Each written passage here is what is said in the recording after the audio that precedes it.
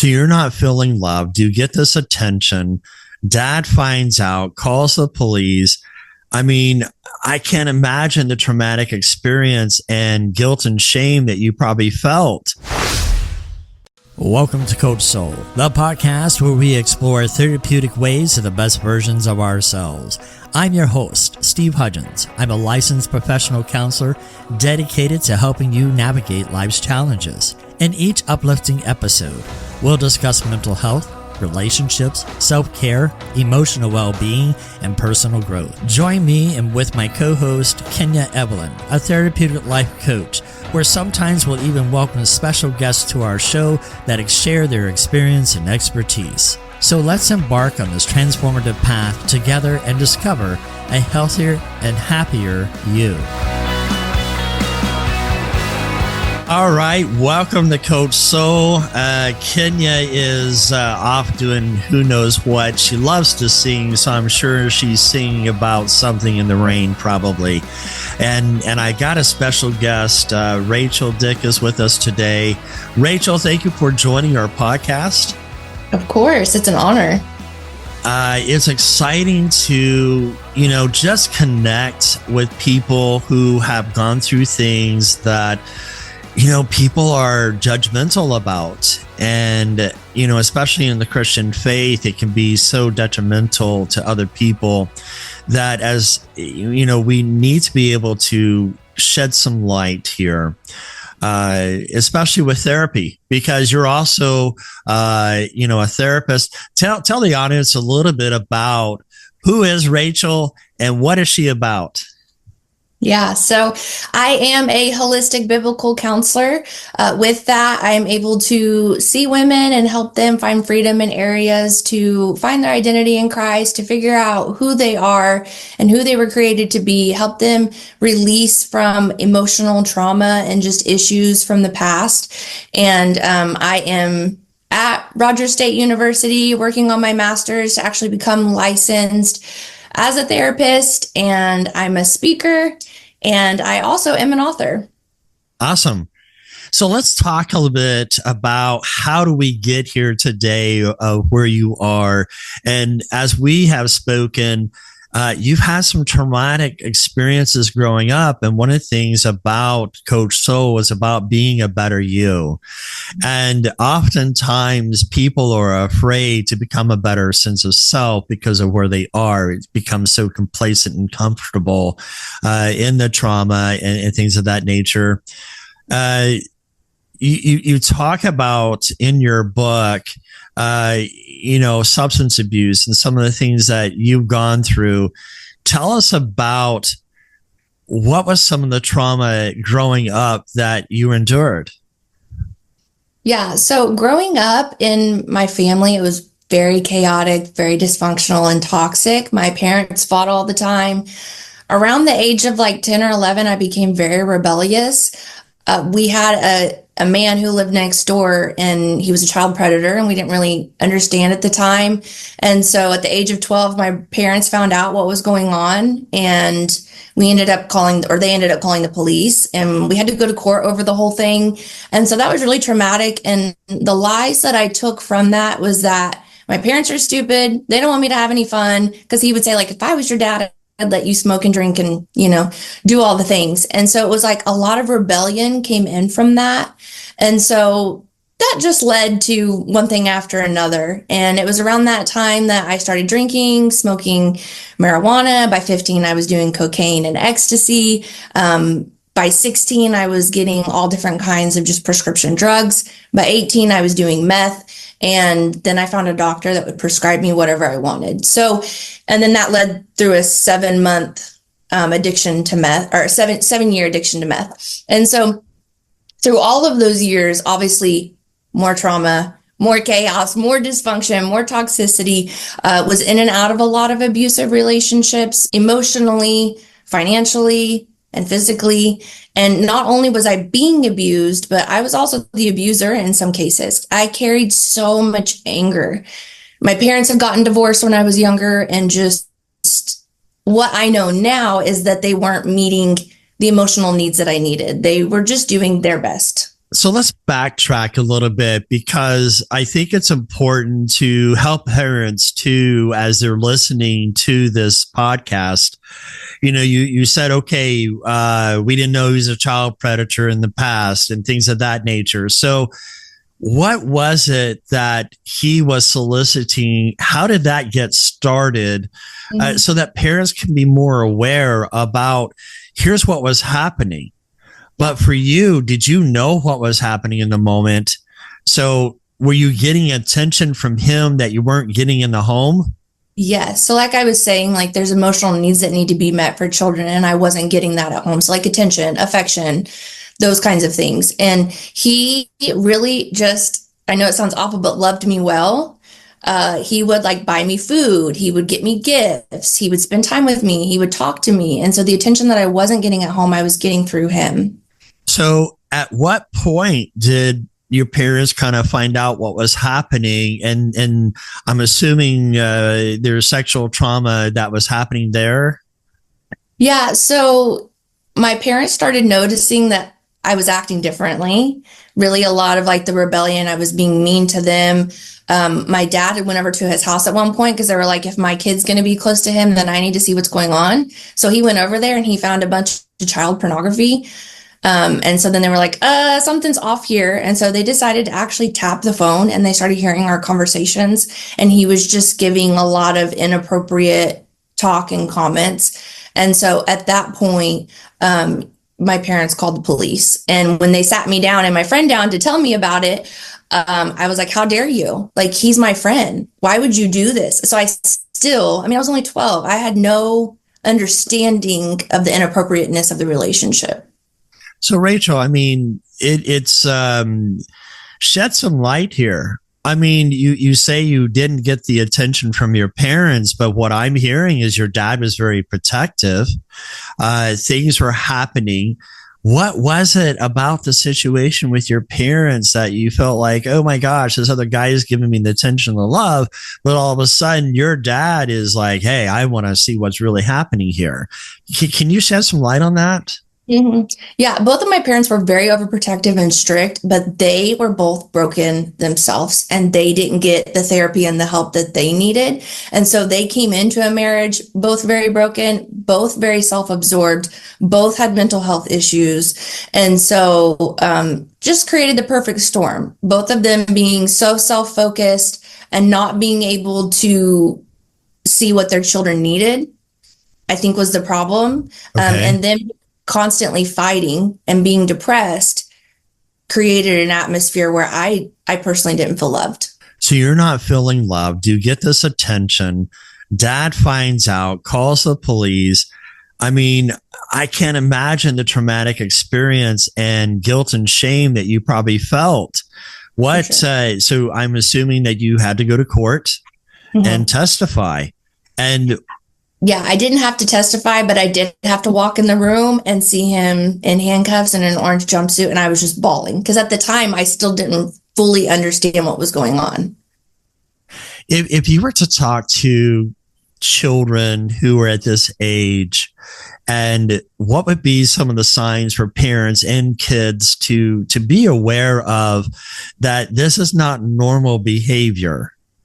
Yeah, I would say anything that shifts their behavior, if they start being angry, if they start being rebellious, if they start being secretive, if they want to stay in their room a lot, or they're hiding phone conversations. Especially when you have God and you are allowing him to lead you. Praying about that and letting God lead you, you'll have that discernment kick in. So here's the thing, did you bring in God into the subject? Were you in a Christian home? I was, yeah. And we went to church, but we knew religion and not relationship. And so we went to church to mark it off the to-do list. We didn't understand that you could talk to God and have a relationship. And so I think around that time when all that stuff happened with my next door neighbor, we stopped going to church, and they kept trying to get me and my brother to go. And that came with a lot of issues as well. Kids are mean, and I didn't feel like I fit in. And so we just stopped going altogether. What was it about that atmosphere that you said, it was enough that we're not going back? I think I heard you say that the kids were mean. Are you Mhm. talking about kids within the church were mean? Yeah, yeah. I felt very rejected and isolated. I just couldn't quite find my place. And so I would cry and beg my parents not to make me go because they stopped going, but they were still requiring me and my brother to go. And so I would Was just cry it and cry and beg not to go. was it because the story came out about what was happening, or No, just in general just in because general. because of your rebellion and things that you were doing? So here you are, you stopped going. At what point in time did the substance abuse start happening? I think around the age of 14. Was it what led to age 14? It's like, okay, as a director being inpatient hospital working with kids, I would work with some females that would do self-harm by cutting. And typically that's a sign of cry for help, that sometimes it could be sexually abusive, what they're enduring, and they just don't know how to talk about it, but they feel guilt and shame. So did you do any self-harming yourself, or like cutting and things like that? Or is it more substance? Talk a little bit about where you were in that moment. Yeah, I did self-harm. I cut for about 4 years from 14 to 18. Like I said, once the thing happened with my next door neighbor, it was just a downward spiral. And it was like rebellion came in, depression came in. My parents put me in counseling. So I know that they cared and they were trying to get me help, but it wasn't helping. And I was just in such a dark state of mind. I mean, they put me on antidepressants at 14 and that didn't help. I feel like there was an element of me trying to escape reality, escape how I was feeling. Mm. I didn't understand the words like shame. And so I was just reaching for anything that would make me feel better.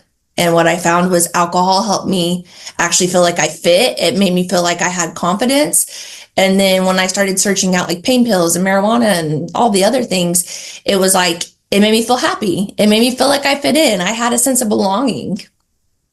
And I'm sensing that this was in school. Did you go to public school? Yes, yeah, And so finding friends that were in the same category as you is what kind of helped you fit in. absolutely. So how would parents need to know that this does happen? It is reality. Mhm. And so do you think that what so you're wanting to become a therapist and you've gone to therapy, we'll talk about it in part 2 of our podcast, how you overcame. But in this moment, what would you tell parents? Should they overreact, because most do? What are you thinking? Are you crazy? You know how some of the native down talk comes into play. Kind of shed some light on some of that. Yeah, what I can say is that didn't help me. My parents did that. Like, what are you thinking? What are you doing? I can't believe you would do this. And in my home, it was like a bunch of don'ts, like don't drink, don't smoke, don't have sex before marriage, don't do all of these things, but there was no why. And Mm. that's what I needed. I needed education. Like telling me not to do it because addiction runs in my family wasn't good enough. I didn't see it like that. I didn't understand what that meant. I needed the education as to you could lose everything. You could lose your health. You could lose your life. More education on how dangerous drugs were. And then when they did start finding out, it was just like, well, you're grounded, you're in trouble. That didn't help either. That made me want to do it more. They put more restrictions. And so I ended up sneaking out. I mean, you're not going to let me do what I want to do. So I'm just going to find a way around it. I was very good at that. And so in those moments to like lovingly check in and be like, hey, what's going on? Why are you doing these things? What need is it meeting for you? And just having more open communication, I think would have been really good, because I saw my parents as this like very strict authority figure, not somebody that I could come to and have a conversation with. So what I'm hearing you say is that the more that you rebelled, the harder they came at you in discipline, and just trying to restrict without trying to understand. One of the things that we were taught in inpatient hospital where we were is called PACE. Dr. Daniel Hughes, brain-based parenting, in his book talks about PACE, playful, accepting, curious empathy. And you didn't have that from your parents. It was more accusatory and more, do you think their discipline was built on guilt and shame? Very possible. Yeah. And I mean, today, now when I look at the world, I'm like, if I was to have kids, I mean, I get it now. It's scary out there and you just want to protect them. So I know that it came from a loving place, and I didn't come with a manual. They used to always tell me that. They didn't know what to do. And especially when I started just wilding out. I mean, what do you do with that? So I would just suggest, for parents who are struggling with that, go get education yourself, go get therapy yourself. Parenting classes. What do I do with a child who is struggling with these kinds of things? Because just taking things away from them and grounding them isn't going to fix the problem. But here's one of the things that I find, Rachel, is that in the Christian community, we want to be silent. Mm-hmm. We don't want anybody to know because it's embarrassing, it's guilt, it's shame. People are going to look down on us. And it's tough in that situation. But, how I handle things, it's about own it. Be open about it. Talk to somebody that you can say, hey, I'm struggling with my teen in this. I need some direction. I need some help. But as a teen, when you're dealing with this, how easy was it for you? I call it the Pinocchio syndrome, where, he goes off and finds the circus and is having all kinds of fun until he gets hurt. Mm-hmm. At what point in this situation, I mean, you led one thing to another. It started off with alcohol, and the last thing I heard, you said you ended up in meth. Yeah. What was it about this? Because a lot of people don't understand the addiction, but you had a slow, what we call the frog in the kettle effect. You put a frog in a kettle of water and it starts heating up. The frog never knows what's happening. It gets acclimated to the temperature of the water until it's too late. The water is boiling and the frog is dead because it just acclimated. And that's a lot of times how I see substance abuse. It's not like one day, I want to take something just to feel good, and then I'm going to keep doing it. It kind of explained the addiction process for you. Yeah. Real quick though, I would like to go back and say something. The rules of dysfunction are: don't talk, don't feel, don't rock the boat. And so I think we grow up in that. And we're like, oh yeah, like dad may be abusing us at the house, but we go to church and everything's totally fine. And we're taught to push our feelings down and to suppress them. And so I think that's a big component too. We have to have open communication. So having open and honest conversations with our parents, with our children, I think really goes a long way. But to answer your question, I do believe that there is a genetic component of having an addictive personality. My dad was an alcoholic. Several of his brothers and people in his family have dealt with addiction. And so my parents used to tell me, don't drink. You have addiction in your family. And I didn't understand what that meant. But really, it was true. It was like once I had the altered feeling of having some kind of substance, I was like, this is fantastic, because it made me be a completely different person. It made me feel who I wanted to be on the inside and be fully alive. And so it just created this, well, what else can I do? Is there something better? Like alcohol is great, but is there something that will make me feel even better? And all of a sudden it was like this one's good, two's better type mentality. And so it was like, this makes me feel a little high, but if I take more, then I'll feel really high.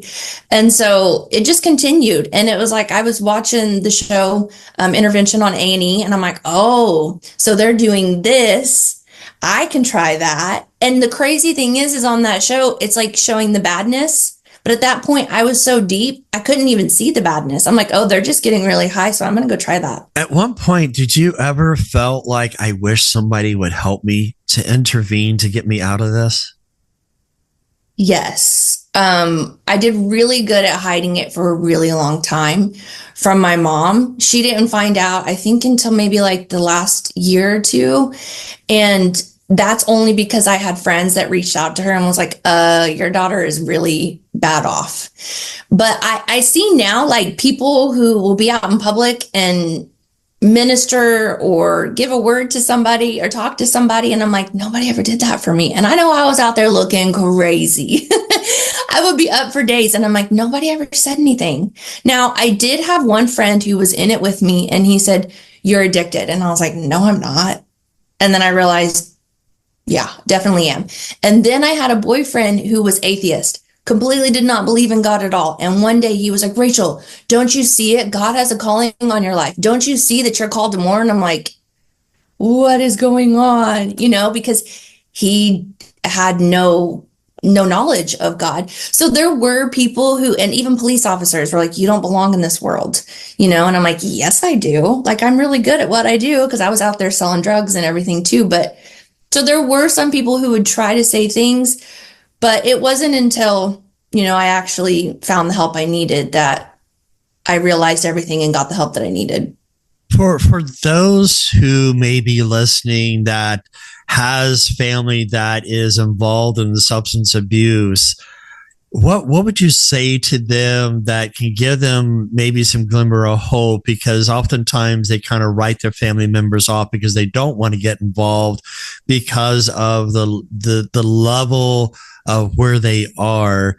I've also got another client who has a family member that she's wanting to help get out of this, but said, hey, she's willing to come to therapy with me and her, but doesn't want it. What would you say to those who are struggling? Yeah. So I would say it's not over until it's over.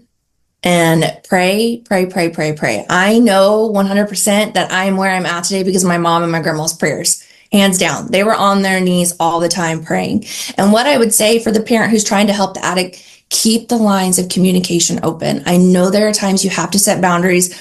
Don't give them money, but just love them where they're at and know that when they are ready, that they will come to you if you've created a safe place and a loving place.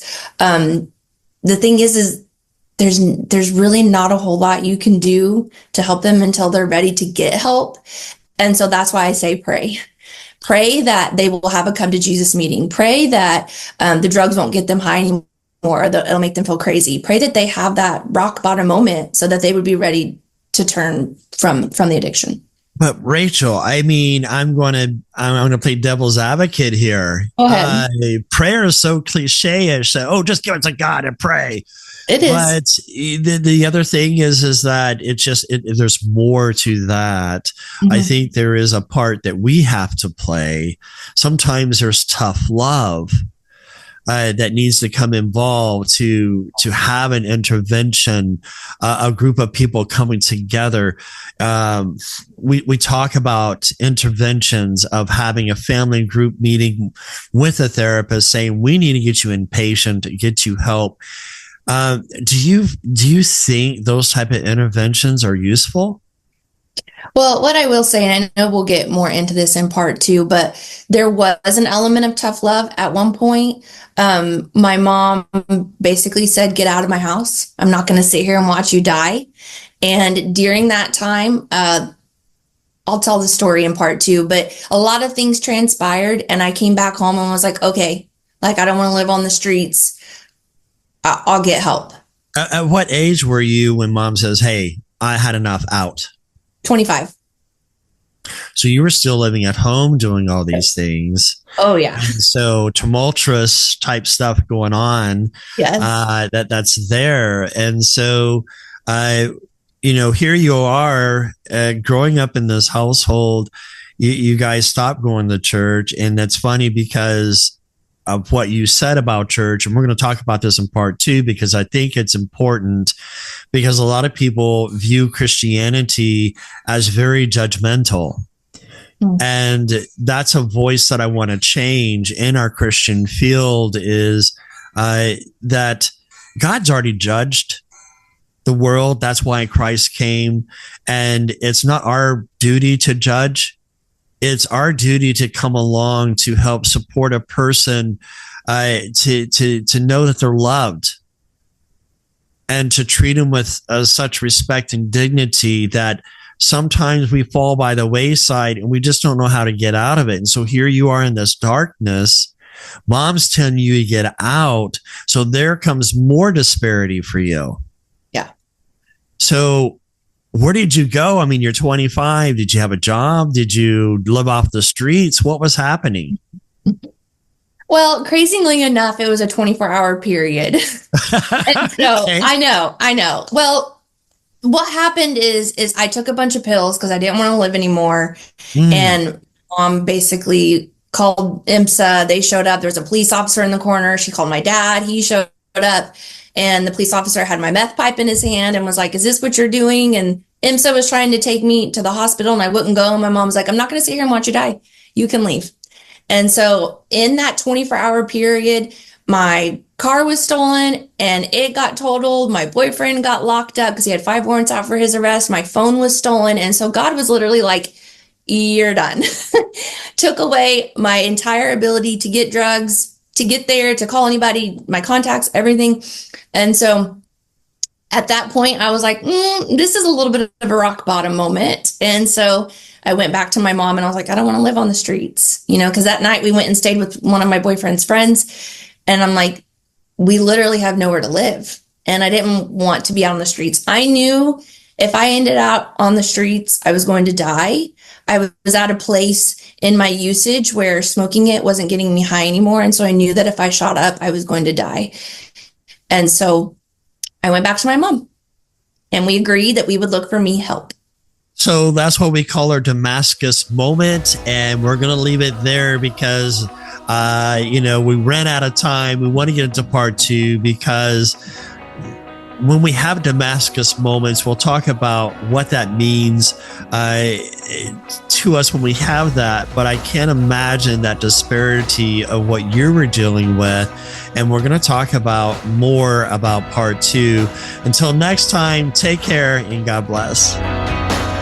Thank you for tuning in to today's episode on Coach Soul. As we wrap up, we want to remind our listeners of a few key points. This podcast is for informational purposes only and does not substitute professional medical advice, diagnosis, or treatment. The content shared here is based on professional opinion but may not apply to everyone's situation.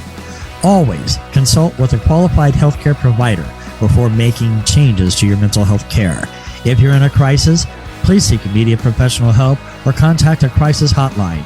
Listening to this podcast does not create a therapist-client relationship. For personal advice, please consult with your licensed mental health professional in your area.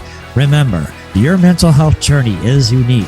While we hope this information is helpful, it is crucial to work directly with the qualified personnel for your specific needs. Thank you again for tuning in to Coach Soul, and we'll see you next time.